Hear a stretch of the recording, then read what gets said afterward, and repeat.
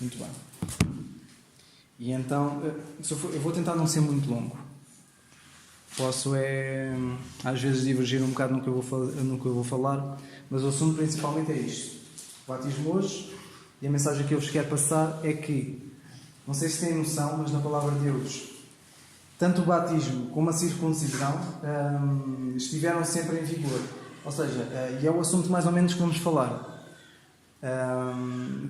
Porque é que as pessoas batizam e porque é que as igrejas que batizam não praticam também a circuncisão? Porque é que não vão circuncidar os homens? E o que eu vos quero mostrar é que, na altura, quando, após o Senhor Jesus Cristo subir à glória, eles começaram a batizar quem queria, mas também começavam a circuncidar os homens. Timóteo, por exemplo, que era grego e ao mesmo tempo tinha duas nacionalidades. Ele era grego e era israelita também. Tinha estas duas nacionalidades. E houve uma altura da vida dele que Paulo circuncidou Timóteo. E Paulo também foi batizado e batizou. Mas quando chegamos à carta dos Gálatas, ele diz aos Gálatas: se vocês deixarem circuncidar, Cristo de nada vos vai aproveitar. E vocês vão ser obrigados a cumprir toda a lei. E era um assunto, quando Paulo escreveu aos Gálatas, era um assunto que era tão tabu como é o batismo hoje. E posso-vos dizer que o batismo também foi tão tabu naquela altura. Não é por acaso, quando Paulo escreve a sua primeira carta aos Coríntios, ele diz que não foi enviado a batizar. Ele depois fala da questão da forma do batismo, até em nome é que deviam batizar. Havia pessoas que batizavam em nome de Apolo. É caso de ir lá ver no instante. Vou lá ver na primeira carta aos Coríntios. Ele diz assim, no versículo 13, ele diz: está Cristo dividido, foi Paulo crucificado por vós. 1 aos Coríntios, capítulo 1, versículo 13. Versículo 13 a 17. 17, olha. Está Cristo dividido, foi Paulo crucificado por vós. Olha, ou vocês foram batizados em nome de Paulo, até no nome em que nome é que deviam ser batizados não havia concordância. Naquela altura e nem sequer há hoje. Dou graças a Deus, notem o que ele agora diz, porque nenhum de vós batizei, senão a Cristo e a Gaio, para que nenhum de vocês diga que vocês foram batizados no meu nome. Eu batizei também a família de Estéfanas, e além destes, não me lembro, não sei se batizei alguma, ou pelo menos não se lembrava. Notem o que é que ele agora diz no versículo 17, que Cristo, ele enviou-me, não foi para batizar, mas foi para evangelizar. E não em sabedoria de palavras, para que a cruz de Cristo se não faça dano. Porque a palavra da cruz é loucura para os que perecem, mas para nós que somos salvos é o poder de Deus. Notem aqui já havia discordância no batismo. Assim como se lerem a carta de Paulo aos Gálatas, também havia discordância acerca da circuncisão. E é destes dois assuntos polémicos que nós vamos tratar. Porque quem batiza, se calhar, até devia circuncidar primeiro. Circuncidar primeiro os homens. Aliás, são só os homens que são circuncidados, as mulheres não. Completamente pago. E nestes dois temas, que eram polémicos naquela altura, e hoje só há um deles que é polémico, porque o outro envolve dor. Envolve cortar a pele do órgão sexual do homem. Claro que isso causa dor, ninguém quer fazer isso. Se eu argumentar com um desses pastores que batizam, argumentar: olha, tu também tens de circuncidar, ele diz que não. Circuncidar é nunca da vida. Mas batizar sim, batizar não causa tanta dor. E a circuncisão e o batismo estavam em vigor nesta altura. Notem que Paulo, quando estava a dizer que Cristo não enviou para batizar, mas para evangelizar, há pessoas que dizem, justificam esta passagem para dizer: bem, olha, a função de Paulo era para evangelizar, porque ele tinha outros irmãos que iriam batizar. Muitos usam esse argumento, mas não é aquilo que Paulo está a dizer. Paulo não está a dizer que, olha, Cristo enviou-me só para evangelizar, mas enviou os outros para batizar. Ele não diz isso. Ele diz: enviou-me. Cristo enviou-me, não foi para batizar ninguém, mas foi para evangelizar. Apesar de ele já ter batizado pessoas, que é o que nós vemos no versículo 13 ao 14, que ele já tinha 14 e 15, que ele já tinha batizado algumas pessoas. Portanto, houve aqui uma mudança. O batismo que era praticado pelos israelitas, e depois mais tarde o Senhor disse: quem crer e for salvo será batizado, este batismo foi posto em prática. Paulo deu continuação até que houve algo, e este algo veio do Senhor, um mandamento do Senhor, em que o batismo iria deixar de ficar em prática. E há uma razão também, porque este argumento do Paulo foi enviado para evangelizar enquanto os outros irmãos estavam com ele batizavam. Este argumento também é falho por uma razão. E essa razão está em Atos, no capítulo 2.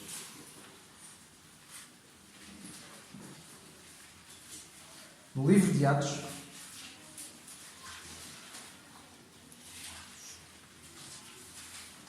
no capítulo 2,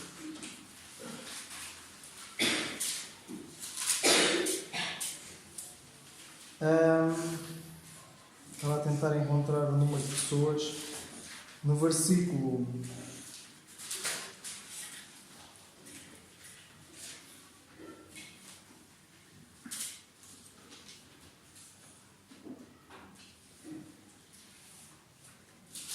Ok. Vamos um bocadinho mais à frente, que é no 41, antes de chegar à passagem em que é dito que foram batizados os que de bom grado receberam a sua palavra, e naquele dia agregaram-se quase 3.000 almas. 3.000 pessoas. Imaginem o que é. Pedro levantou-se, e Pedro provavelmente estava com mais 11 apóstolos, estava com mais 11 pessoas, ao todo era 12. Se ainda tivesse a família de Jesus, os irmãos e provavelmente as mães, mas se fossem a batizar 11 pessoas, mais provavelmente umas 3 ou 4, imaginem no máximo 20 pessoas a batizar, 3.000 pessoas. Quanto tempo é que acham que eles ficavam ali? Eu acho que eles ficavam ali se calhar uns meses à vontade, para cada um deles batizar 3.000 pessoas. Era sempre 11 de cada vez. 11, provavelmente iam ficar ali dias até eles batizarem. Só que mostra-nos pelo menos uma coisa. Se fosse o batismo da imersão, demorava ainda muito mais tempo. Porque tinha de estar a pegar na pessoa, tinha de estar a imergi-la na água, a submergir na água e depois imergi-la, tinha de estar a fazer aquilo tudo, e isso demorava muito tempo.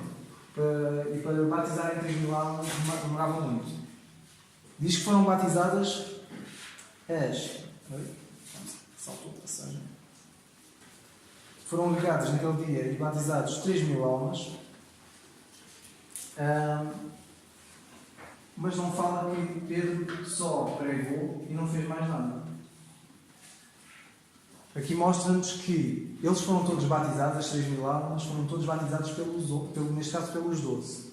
Pelos 12 apóstolos. Não é falado que Pedro, que era o que estava a falar, que ele também não batizou. Pelo contrário, se eles tiveram de batizar a 3.000 almas, tiveram de ir todos batizar. E sem exceção. E o batismo, como é que eles iriam batizar 3.000 pessoas? Uma coisa simples que os católicos fazem, que o padre pega num... Como é que a gente se chama? Sim, pega numa coisa cheia de água e começa a fazer isto às pessoas. Isto chama-se batismo por aspersão. E eles tinham algo do género, que era tipo uma espécie de galho, aquilo, eles encharcavam aquilo na água e depois atiravam para as pessoas que eram para batizar. E foi assim que eles batizaram 3.000 almas, os 11, neste caso os 12, batizaram 3.000 almas. Foi por aspersão. Porque o batismo era por aspersão. Toda esta forma era por aspersão, não havia outra maneira. Eles por imersão eles nunca mais saíam dali. E batizaram as 3.000 almas por aspersão. E vemos que para batizar as 3.000 almas não é dito que Pedro só evangelizou, os outros batizaram, muito pelo contrário. O facto de haver 3.000 almas, todos eles tinham de ir batizar aquelas pessoas. Por isso Paulo, quando diz que Cristo enviou-me não para batizar, mas para evangelizar, foi mesmo só para evangelizar. Porque não foi porque ele tinha trabalho a mais. Nem foi porque a função dele passou só a ser aquela, só de evangelização e de batismo. Não. As coisas foram mudando. Isto para dizer o quê? O mesmo vai servir para nós. Se nós lemos na primeira carta aos Coríntios e no capítulo 11, no versículo 1, o versículo 1 diz assim: sede meus imitadores, como também eu de Cristo. Esta passagem, ontem eu usei esta passagem além da primeira carta aos Coríntios e no capítulo 3, que eu usei, que Paulo estava a dizer que foi feito sábio arquiteto, e que ele pôs o fundamento, depois cada um vai edificar sobre o fundamento que ele pôs, que era Jesus Cristo.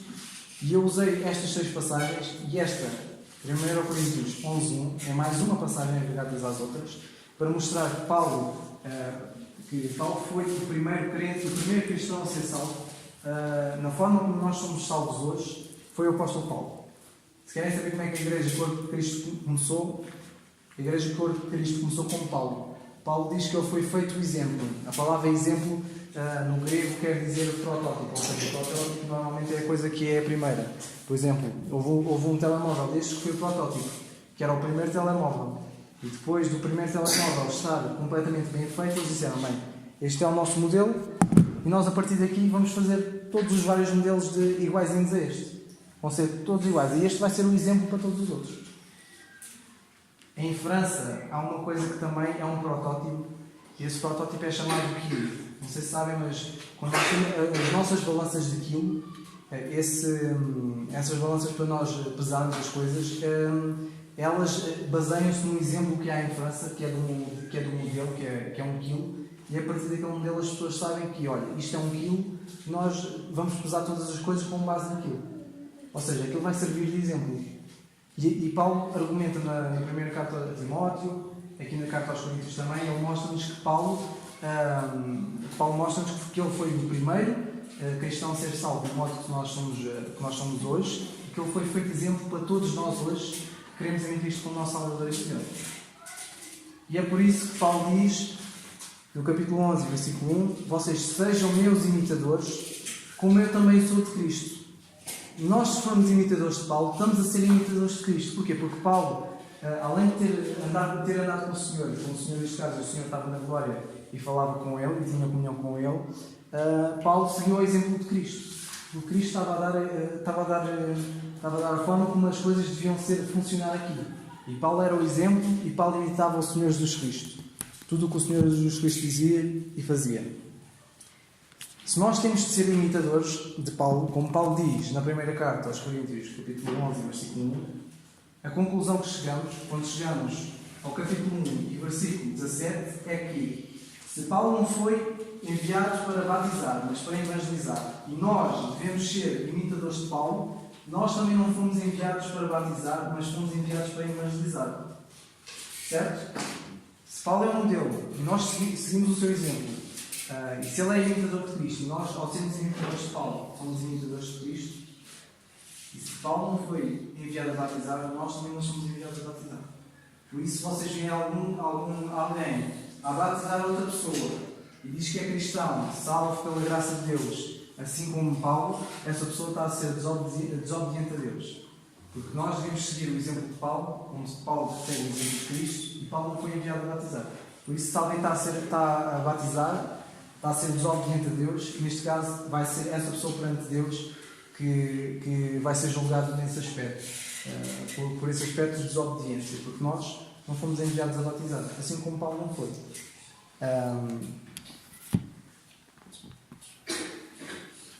No entanto, com estas pessoas é preciso sempre ter cuidado, porque a forma como nós falamos às pessoas tem de ser sempre com mansidão, com amor e carinho, e mostrar sempre pela palavra de Deus. Às vezes nós quando entramos em alguns debates nesse aspecto, temos de ter muito cuidado, e tudo o que falarmos tem de ser sempre baseado na palavra de Deus. É isto que eu estou a tentar mais ou menos fazer convosco.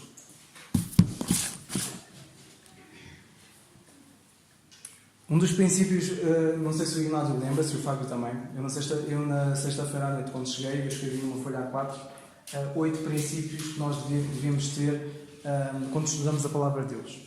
E um dos princípios que nós devemos ter e que vou mencionar hoje é o princípio do contexto. Ou seja, quando eu comecei a ler com vocês 1 Coríntios 13 a 18, não foi por acaso. Foi para nós entrarmos dentro do contexto do que Paulo estava a falar. Porquê? Porque quando nós começamos a falar fora do contexto, a coisa começa a virar pretexto. Eu vou-vos dar um exemplo do que é falar dentro do contexto. Há um capítulo em Salmos que diz assim: não há Deus. Alguém sabe dizer mais ou menos que passagem é essa? Sabe dizer? Não, já vi. Porquê? Eu dizer assim, há ateus que pegam nesta passagem e dizem assim, olha, estão a ver, a própria Bíblia diz que Deus não existe. E a conclusão que chegam, olha, Deus não existe. Até a própria Bíblia diz que Deus não existe. Isto é algo que nós dizemos que é dizer uma frase fora do contexto. Porque nós, quando vamos olhar para o contexto de Salmos, o Salmo diz assim, diz o louco no seu coração, não há Deus. Agora fez luz. A coisa dentro do contexto não diz que Deus não existe. O que ele diz é que o louco diz no coração dele que Deus não existe. Certo? E é isto que temos de ter atenção quando estudamos a palavra de Deus. Ter atenção ao contexto é nós olharmos para um versículo e olharmos para um versículo à luz do que é dito anterior. Neste caso, quando eu vos citei 1 Coríntios 1:17, eu olhei-vos o que está escrito anterior, para entrar dentro do contexto. Ou então o que está escrito a seguir, neste caso o versículo 18. Vou mostrar-vos, olha, o contexto é este. Paulo está a falar que havia divisão, uns diziam que era de Apolo, de Pedro, de Paulo, de Cristo, e uns batizavam em meu nome, em nome de Paulo, e não, eu não fui enviado para batizar. Apesar de ter batizado uns quantos, Cristo enviou-me, mas não fui para batizar. E o contexto é este. E é importante nós notarmos isto, que quando vamos estudar a Bíblia e vamos estudar um versículo, temos de olhar o versículo conforme o contexto em que ele está. E depois então de olharmos o versículo conforme o contexto é que vamos comparar com as outras escrituras. Neste caso, podia pegar 1 Coríntios, no capítulo 3, e versículo 10, e neste caso, ao analisar o contexto, ao comparar com a carta de Paulo a Timóteo, ou o capítulo 11, vamos mostrar que Paulo, de facto, foi o primeiro cristão. O cristão salvo segundo a graça de Deus.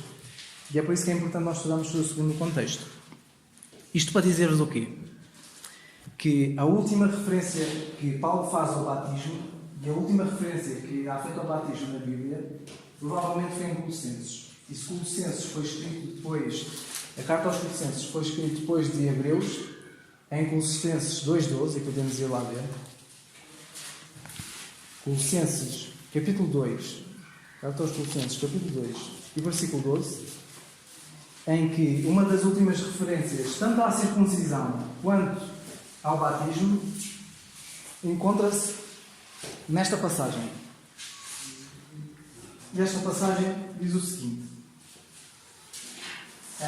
versículo 10, e estáis perfeitos nele, em Cristo, diga-se, que Cristo é a cabeça, ou o líder, ou neste caso o chefe, de todo o principado e potestade, no qual também vocês, notem, estáis circuncidados com a circuncisão não feita por mãos, no despojo do corpo da carne. Ou seja, ele está a dizer isto, que a circuncisão não feita por mãos é a circuncisão, está ali escrito, a circuncisão de Cristo.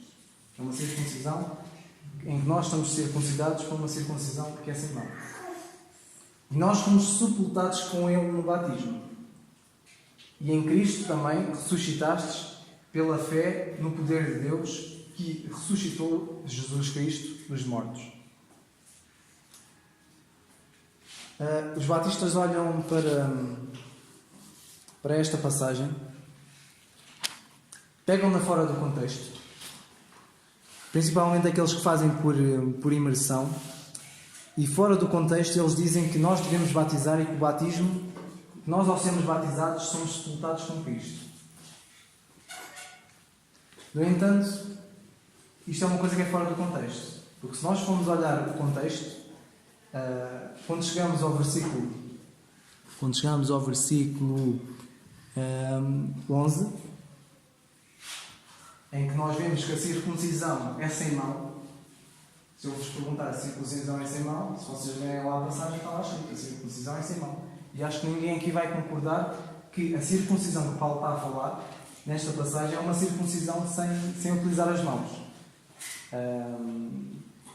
E então a questão que eu deixo é, porque é que, se nós formos ver dentro do contexto que Paulo, quando fala de circuncisão, diz que a circuncisão é sem mão, porque é que nós assumimos que o batismo é um batismo com mão? Ou seja, é um batismo em que nós pegamos na pessoa e emergindo, então pega em água e derrama sobre a cabeça. O que é que nós achamos? Porque é que eles chegam a esta conclusão? Que o batismo é de facto o batismo na água. Aqui não fala nem água. Também não fala de mãos, pelo contrário. Se nós formos ver o contexto, e dentro do contexto a circuncisão era sem mão, assim como o batismo também é sem mão.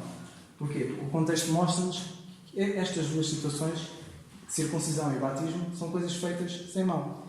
É por isso que é importante nós olharmos para o contexto. Mas deixem-nos mostrar porque é que há um batismo também que é sem mão. E este batismo sem mão, ninguém duvida que existe batismo sem mão. E este batismo sem mão está escrito no Evangelho de Marcos, no capítulo 1 e no versículo 8, é dito o seguinte: que Cristo vos batizará com o Espírito Santo. A questão que fica é, então, há batismo sem mão ou não? Há batismo sem mão. Jesus Cristo ia batizar com o Espírito Santo. E não era ele que ia pegar no Espírito Santo e meter neles.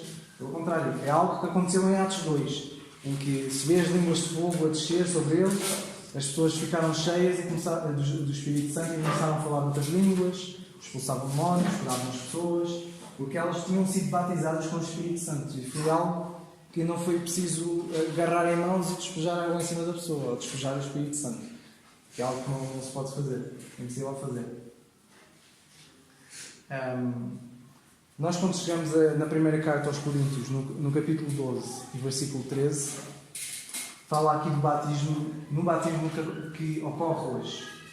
E de facto, este é um batismo que é o batismo sem mão e é um batismo divino também. Assim como em Marcos 1:8, aquele batismo era um batismo divino, que era Jesus Cristo, que é Deus, a batizar com o Espírito Santo. Também é Deus. E o batismo divino era um batismo divino por poder. Por poder no sentido de mostrar também que ocorreu no dia de Pentecostes, é o batismo por poder, porque eles foram cheios do Espírito Santo e o facto de eles falarem em línguas e curarem as pessoas, expulsarem demónios, mostrava o poder de Deus. De facto, quem fazia aquilo era Deus. As pessoas olhavam, olha, aquela pessoa mancava, ou era coxa, ou não conseguia andar nas pernas e de repente anda. Epá, é Deus que está a agir na vida deles. As pessoas ao verem isto era uma prova de que Deus de facto estava a usá-los. O batismo divino por poder, que ocorreu no dia em Pentecostes, este batismo que ocorreu em Atos 2 é diferente do batismo divino na morte de Cristo mencionado em Romanos 6.3. Tanto em Romanos 6.3 como na primeira carta aos Coríntios 12.13.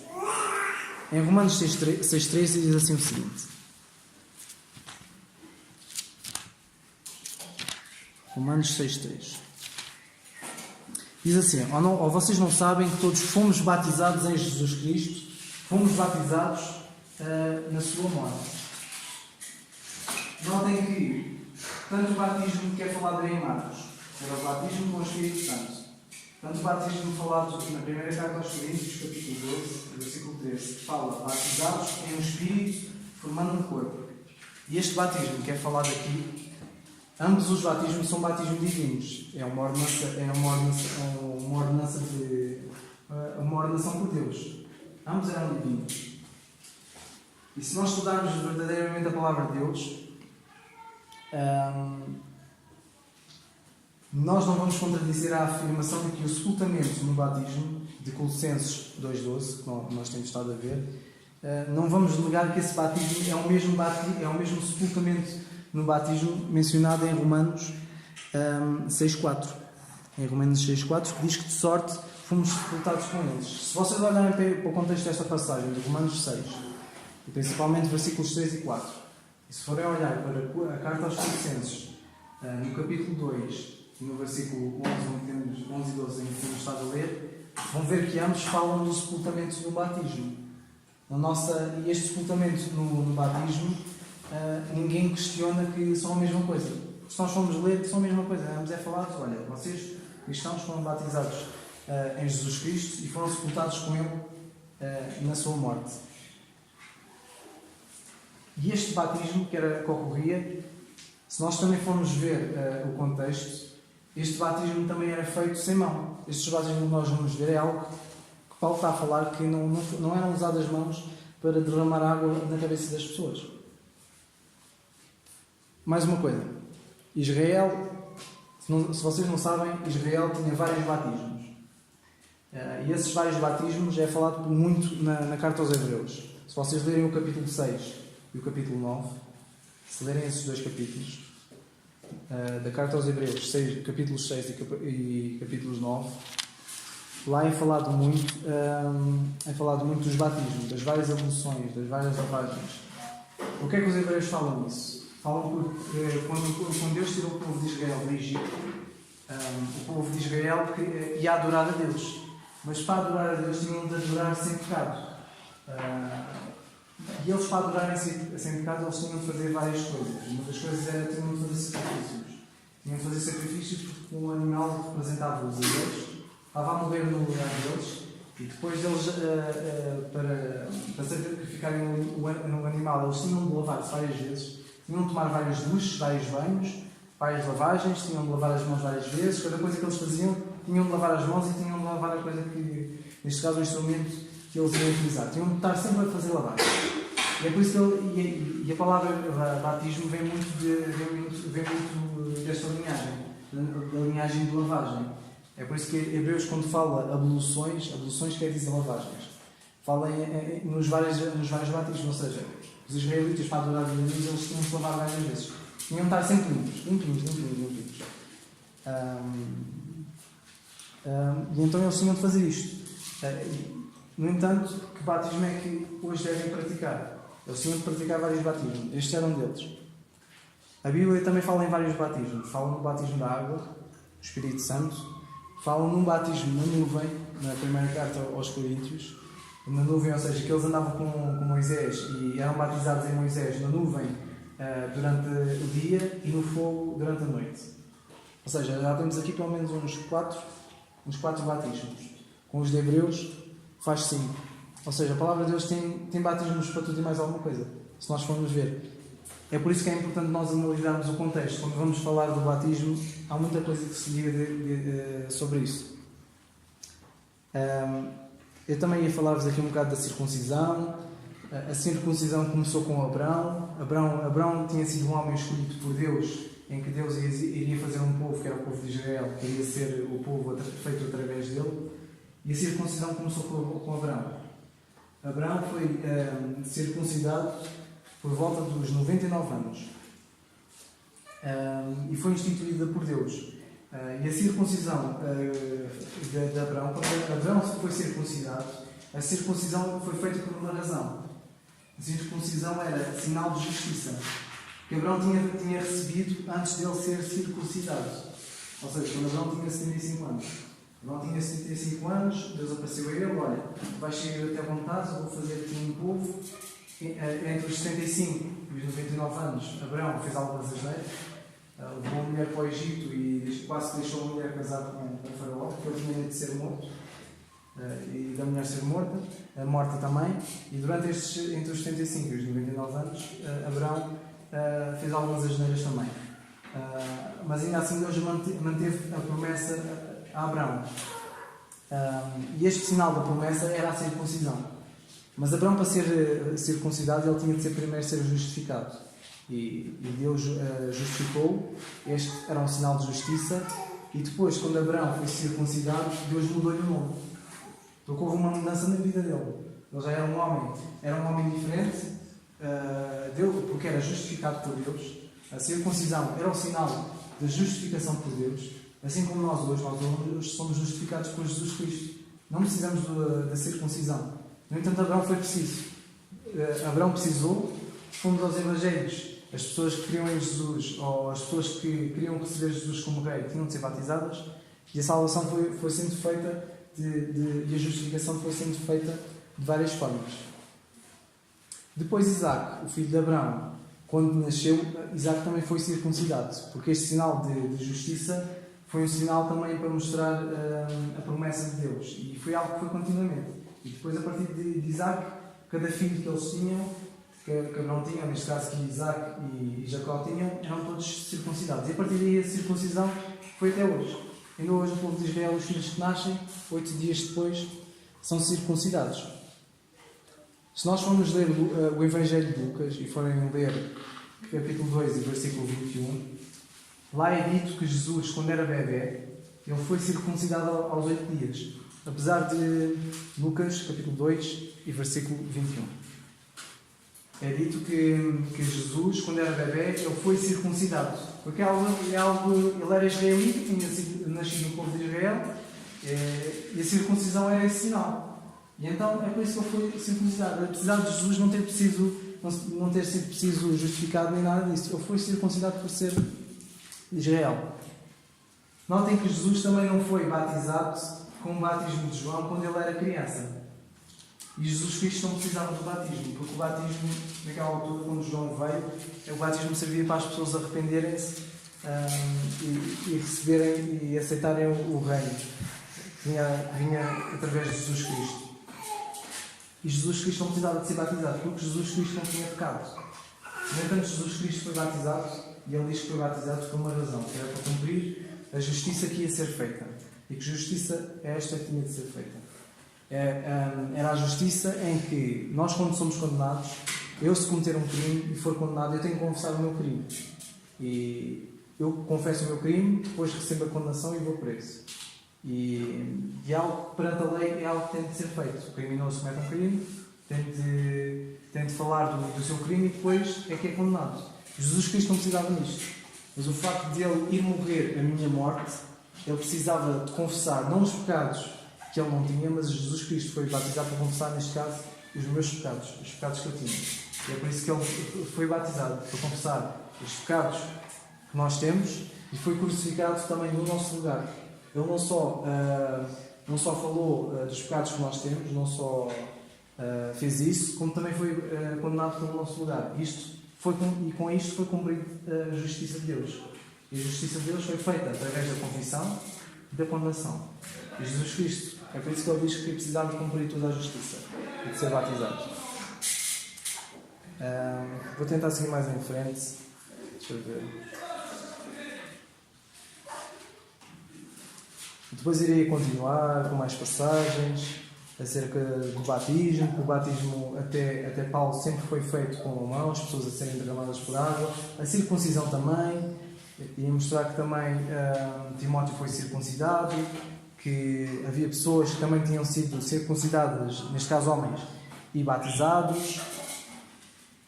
Ia-vos falar também da passagem de Atos, que a circuncisão e o batismo continuavam juntos, ou seja, desde que Jesus nasceu e depois do Senhor Jesus ter ressuscitado, o batismo e a circuncisão continuavam a andar juntos, ou seja, as pessoas continuavam a ser batizadas e continuavam a ser circuncidadas, os homens. Não é por acaso que Paulo, quando escreve Gálatas, fala de muita circuncisão, porque é algo que está bem perto, assim como o batismo.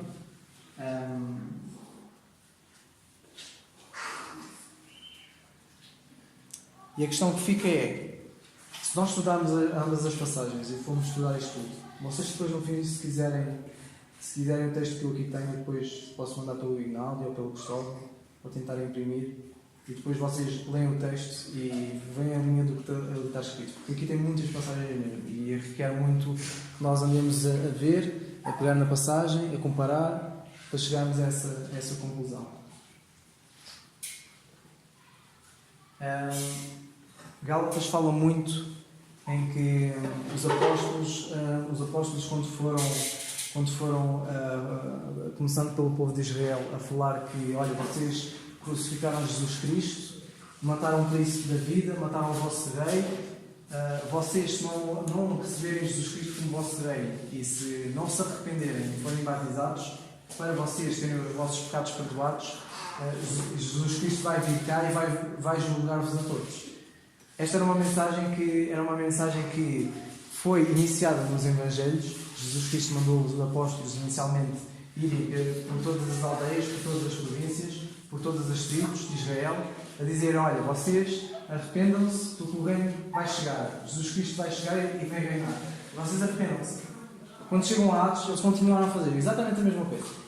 A única diferença era que a remissão deles era aceitarem Jesus como rei, este rei que já tinha sido manifestado. e era arrependerem-se e novamente serem batizados. Algo que eles já faziam antes. Eles antes já pregavam e as pessoas, como João Batista fazia, eles também já pregavam e batizavam quem se arrependia. E foi algo que eles continuaram a fazer. Até que Jesus, em Atos 9, o Senhor salvou Paulo e através de Paulo começou a mostrar progressivamente uma mudança. E a mudança é a mudança que nós temos hoje. Os apóstolos que faziam isto, eles também faziam milagres. Quando o coxo estava ao pé do tabernáculo, ele chegou lá: olha, Pedro, tu tens dinheiro para mim? E Pedro disse: olha, eu não tenho dinheiro para ti, mas uma coisa eu tenho, em nome de Jesus Cristo, levanta-te e anda. E ele, quando era o nome do paralítico, o homem levantou-se e foi com eles louvar a Deus e até aos saltos e tudo. E foi algo que era normal eles fazerem. Era normal eles fazerem isto, era normal eles reconhecerem pessoas que estavam a mentir. Porque o Espírito Santo dizia-lhes, como no caso da história de Ananias e Safira, em que eles disseram: olha, nós também queremos receber Jesus Cristo, e eles depois, as pessoas ao serem salvas, as pessoas vendiam tudo, vendiam todas as propriedades e davam o dinheiro todo aos apóstolos para gerirem e para depois suprirem as necessidades. E as pessoas faziam isto. Ananias e Safira tentavam enganá-los. O que eles fizeram? Venderam o terreno deles e ficaram com metade do dinheiro. Foram as pessoas não dizer aos outros. E depois chegaram ao pé de Pedro e disseram: olha, Pedro, está aqui o dinheiro todo da nossa propriedade. E depois o Espírito Santo, é dito que o Espírito Santo disse a ele: olha, eles são a mentir. E depois Pedro virou-se para eles: então vocês estão a mentir acerca do que vocês venderam, do dinheiro que vocês têm aqui. Vocês não mentiram contra mim, vocês mentiram contra o Espírito Santo. E por causa disso vocês vão serem mortos. E eles na hora morreram. Na hora morreram, foram enterrados. Porquê? Porque eles estavam cheios do Espírito Santo, porque era algo que ia acontecer. Como em Marcos diz: olha, eu vou-vos batizar com o Espírito Santo. Quando chegamos a Atos, quem aceitava Jesus Cristo verdadeiramente e arrependia-se e era batizado para ser salvo, recebia o Espírito Santo. E essa pessoa era cheia do Espírito Santo e fazia totalmente de vontade a vontade de Deus. E fazia estas coisas, sabia reconhecer que estava a mentir, porque o Espírito Santo falava com ela, fazia os milagres, as curas. Só que depois, quando chegamos a Atos 9, com a salvação de Paulo, depois, se formos ler as cartas dele, vemos que Paulo deixou de fazer estas coisas. Paulo, inicialmente, foi como os apóstolos. Também era cheio do Espírito Santo, fazia milagres, chegou a ressuscitar pessoas, a expulsar demónios, Paulo. Só que depois, conforme o Senhor Jesus Cristo foi revelando que com a sua graça tudo isso ia acabar, temporariamente iria acabar, Paulo começou a deixar de fazer essas coisas. Paulo batizava, começou a deixar de batizar. Paulo ressuscitava, deixou de ressuscitar pessoas. Paulo, que curava os doentes, começou a deixar de curar. Timóteo e Epafrodito estavam doentes. Eu disse: olha, eu tive de me vir embora. E Epafrodito ficou em Filipos, quase à morte, esteve quase doente. Então porquê que não havia nenhum para curá-lo, para meter a mão na cabeça dele, ou assim, ou no meio, para dizer: olha, em nome de Jesus Cristo estás curado? Não havia um crente? Provavelmente havia. Havia lá crentes fiéis. Se não houvesse lá crentes, Paulo não escrevia aos Filipenses. Havia o carcereiro de Filipos. E Paulo, que fazia isto, começou a deixar de fazer. As pessoas começavam a ficar doentes na mesma. Começavam a ficar doentes, morriam também. O próprio Paulo começou a ficar doente também. Tinha um espinho na carne. Timóteo, que andava muito com ele, Timóteo também começou a ficar doente. Paulo diz: olha, não bebas só água, bebe também um bocado de vinho, por causa do teu estômago e por causa das vezes que tu estás doente, porque tu estás doente muitas vezes. E as curas deixaram de acontecer, conforme a revelação de Atos. E a questão que fica é, se nós estudarmos sinceramente a palavra de Deus, será que não concluímos que a circuncisão e o batismo, que andavam juntos desde o início, desde Abraão, e depois, conforme a lei, o batismo de ser mostrado ao povo de Israel, se a circuncisão e o batismo que andaram juntos, se nós vemos que, e os pastores dizem que a circuncisão acabou, e se a circuncisão anda junto com o batismo, porque é que o batismo não acabou também? Se nós formos analisar estas passagens, ambos acabaram. Não é por acaso que Paulo diz que, olha, vocês deixem-se de circuncidar, apesar de eu já ter circuncidado Timóteo. Vão deixar de fazer isto. E também vão deixar de batizar, porque eu, também que batizava, Cristo disse que tu já não vais batizar, vais evangelizar. E vais ficar só com a evangelização, não vais evangelizar e batizar também, não. Vais só evangelizar. E a questão é, Se nós somos cristãos, e se nós somos seguidores de Cristo, não devemos fazer o mesmo, não devemos seguir o exemplo de Paulo, que também segue o exemplo de Cristo. Esta é a pergunta que nós devemos eu queria deixar. Eu assim termino. E agora peço desculpa muito pelo atraso. Já passei muito das 11. E sabem quem é? Se vocês um dia estiverem deste lado, uma coisa que vão reparar é que nós olhamos para a cara das pessoas, eu olho para cada um de vocês, normalmente tem tudo do conta bem. Quem está a pregar, olha sempre para a cara das pessoas e conseguimos perceber quem é que está atento e quem é que não está. O Carlos então é super engraçado. E então eu peço desculpa por ter demorado muito. Não falei tudo, posso-vos dizer que não falei tudo, mas eu posso-vos mandar um artigo em que tenho isto escrito, porque tem mesmo muitas passagens, e esta questão do batismo e da circuncisão requer muito que nós olhemos para a Bíblia e vamos comparar o que é que diz aqui e o que é que diz ali. O que é que diz o contexto? O que é que diz o contexto? Porque é que a Bíblia aqui, quando fala de batismo, não fala em água, não fala de batismo na água, mas porque é que quando fala diz que eles foram batizados e foram batizados na água? Porque é que há aqui esta divergência? Então é importante vocês fazerem isso. Vocês agora chegarem em casa, terem este artigo e olha, vamos lá comparar. Isto para servir para quê? Para não só vocês conhecerem a graça de Deus, mas também para vocês terem firmeza. Firmeza para quando forem falar, há malta aí fora. Quando forem a falar, não só pessoas que precisam de Jesus Cristo, mas também irmãos nossos na fé. Há muitos irmãos nossos na fé aqui que não têm essas certezas e vivem conforme o vento. E a questão que eu deixo é, nós devemos estar a obedecer aos homens, será que eu devo estar a obedecer ao Cristóvão ou eu devo estar a obedecer a Deus? Eu acho que Cristóvão, se lutar contra Deus, Deus faz assim e o Cristóvão desaparece. Ou sou eu, ou o Cristóvão lutar contra mim, ou o Cristóvão lutar, ou eu lutar contra Deus, se calhar Deus faz assim e desaparece. Não é? Por isso é importante nós obedecermos a Deus. E Deus deu-nos tudo aquilo que nós precisamos. Deu-nos tudo através deste livro. Se vocês querem saber o que Deus tem a dizer para vocês, está aqui. E este livro está aqui para ser comparado, para ser estudado. Paulo fala muito do estudo. A última vez que Paulo fala a Timóteo, e na sua última carta, Paulo diz assim, olha, eu já acabei tudo o que eu tinha para fazer aqui, eu acabei. Acabei a minha carreira, acabei o combate que tinha para fazer, olha, entre aspas, vou para a reforma, mas Paulo diz, olha, eu acabei isto, mas ainda quero fazer uma coisa, ainda quero estudar a palavra de Deus. E Paulo diz, olha, Timóteo, quando vieres, tu traz os... espera aí, desculpem, é mais fácil eu ir lá, para terminar. Olhem o que é que Paulo diz.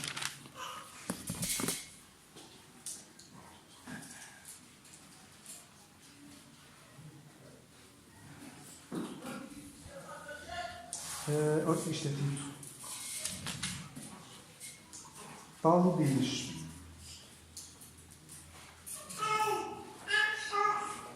Ele diz assim, 4:7.